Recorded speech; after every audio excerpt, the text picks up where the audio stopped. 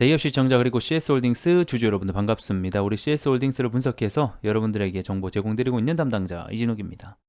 자, CS홀딩스가 최근에 이 기업 밸류 프로그램 테마주에 좀 엮이면서 저 PBR 관련주로 올라갔던 기록이 있습니다. 그렇기 때문에 지금 우리가 주목해야 되는 부분들은 이 기업 밸류 프로그램이 좀 중요하다라고 말씀드릴 수가 있겠고, 그래서 이와 관련된 세부 내용이 공개가 됐었죠. 그래서 이 내용 좀 함께 오늘 중점적으로 살펴보도록 하겠고, 자, 이어서 이 CS홀딩스가 결국에는 이 저 PBR 관련주 기업 밸류 프로그램의 수혜주가 될 수 있을까? 이 부분을 좀 함께 얘기 나눠보도록 하겠습니다. 자, 영상 길게 끌지 않고 핵심만 딱딱 짚어서 전달해 드릴 테니까 집중해 보시면서 가보도록 할게요. 자, 이 기업 밸류 프로그램 다들 아실 거라고 생각이 들지만 중요하게 보는 포인트 제가 몇 가지 말씀드리겠습니다. 첫 번째 당연히 저 PBR이겠죠. 이 PBR 자체가 굉장히 낮아야 된다라는 점 첫 번째.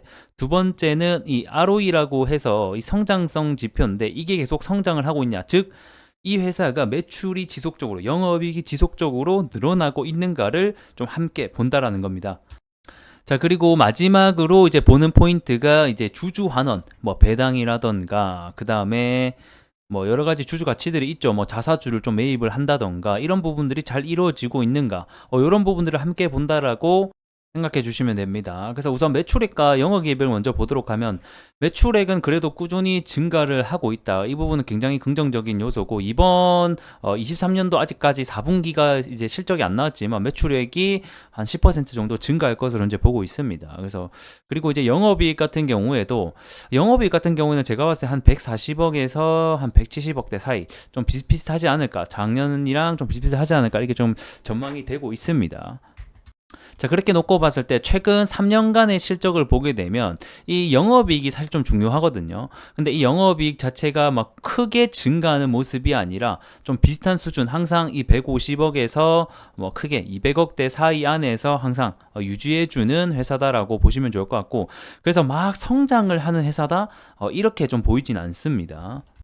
아무래도 그 이유는 이 CS 홀딩스 같은 경우에는 이 지주회사잖아요, 여러분들. 이 지주회사 같은 경우에는 아래 자회사의 실적에 따라서 이 지주회사의 실적도 조금 바뀌기 때문에 이 자회사가 얼마나 실적을 잘 내는지 여부가 좀 중요하겠다. 이런 포인트들이 있으니까 좀 잡아가시면 좋을 것 같습니다. 자, 그래서 ROE 보게 되면 뭐 크게 증가하는 모습이 아니고 좀 비슷한 수준에서 머물고 있지 않나, 이렇게 좀 생각이 듭니다. 자, 그리고 이어서 이 BPS, 그 다음에 PBR, 이런 부분을 좀 함께 보게 된다면, 자, 우선은 자본 유보율이 굉장히 뛰어나기 때문에 이 BPS가 굉장히 높게 잡히고 있거든요. 그러니까 그러니까 유보율, 그러니까 회사가 가진 돈은 굉장히 안전하고 많다라고 해석을 해주시면 될 것 같고, 이 부분은 굉장히 좀 긍정적인 요소로 평가가 될 수 있겠다. 하지만 이 배당 수익률 부분에서는 조금 아쉬운 부분들이 있습니다. 0.8%로 조금 아쉽다, 이런 부분들. 그리고 이제 PBR이죠. 이 PBR 같은 경우에도 0.24배로 평균 코스피 코스닥 이제 PBR이 0.9배, 0.8배인 것을 감안한다라고 하면 충분히 굉장히 낮은 수치에 들어가 있다, 이렇게 좀 설명을 드릴게요. 그래서 이 아마 PBR이 0.2배라서 굉장히 낮기 때문에 이 저 PBR로 좀 엮이면서 올라간 게 아닌가, 좀 이렇게 보고 있습니다. 자, 그래서 좀 종합을 해보자면 뭐 몇 가지 제가 아까 본다라고 말씀드렸는데, 일단 PBR, 저 PBR은 확실히 맞다. 저 PBR은 확실히 맞다라고 보여지지만 이 성장성에 대해서 조금 물음표가 되기 때문에 이 과연 기업 밸류 프로그램의 직접적인 수혜가 될 수 있을까? 우리가 생각하는 뭐 ETF라든가 이런 것들이 있죠. 이런 부분에서는 좀 합류하기에는 어렵지 않을까? 우수기업으로는 선정되는 게 좀 어렵지 않을까? 이렇게 조금 생각이 듭니다. 자, 그리고 이어서 기업 밸류 프로그램 이번에 발표한 내용들 간략하게 좀 함께 보도록 하겠습니다. 자, 일단 상장사 같은 경우에는 연일의 기업 가치 재고 계획을 공시하라라고 말을 했고요. 그래서 이런 시장 평가를 감안해서 이 자사의 기업 가치가 만약에 저평가라고 한다라고 하면 이러한 기업 가치에 대한 재고 계획을 기업 개선에 대한 계획을 계속해서 제출을 하라라고 얘기하고 있는 겁니다. 근데 여기서 좀 문제가 되는 게 기업 스스로 평가해서 자율 공시라는 거거든요. 이 부분 때문에 조금 시장이 실망한 감이 있다, 이렇게 좀 설명을 드릴 수 있을 것 같고, 하지만 우리 CS홀딩스 같은 경우에는 어쨌든 간에 좀 저평가 기업은 확실하다.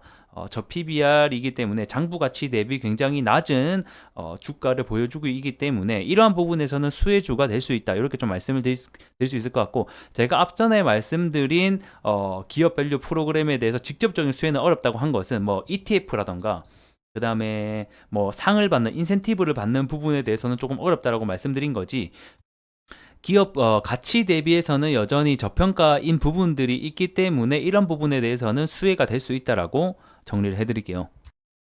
그래서 이를 바탕으로 3년 이상 중장기 기업 가치 목표와 뭐 도달 시점, 도달 방안들에 대해서 공시하라라고 설명이 되어 있습니다. 그리고 뭐 5천억 이상 코스피 상장사는 지배구조 보고서를 뭐 공시하라고 했는데 이건 해당이 안 되죠, 우리 CS에게는. 그리고 아까 제가 말한 부분도 있죠. ETF 개발, ETF들이 나오게 될 건데 이 부분은 제가 봤을 때는 조금 편입되기는 쉽지 않을 것으로 보여집니다. 이런 부분들이 있다. 뭐 간단하게 보시면 좋을 것 같습니다. 자, 그래서 오늘 내용 좀 정리를 해보면 세부 내용 간단하게 봤고, 이 CS홀딩스가 저 PBR 관련 수혜주는 충분히 될 수 있지만 우리가 기대하는 뭐 ETF 편입이라던가 우수 선정 기업에 들어가서 패시브 자금이 들어오는 부분은 조금 어렵지 않겠나, 이렇게 좀 정리를 하면서 오늘 영상 마감해 보도록 하겠습니다. 자, 오늘 영상 대단히 수고 많으셨고요. 해당 내용이 좀 도움이 되셨다고 하면 좋아요 여러분들 꼭 부탁드리겠습니다. 저는 또 다음 시간에 뵙도록 하겠죠. 고맙습니다.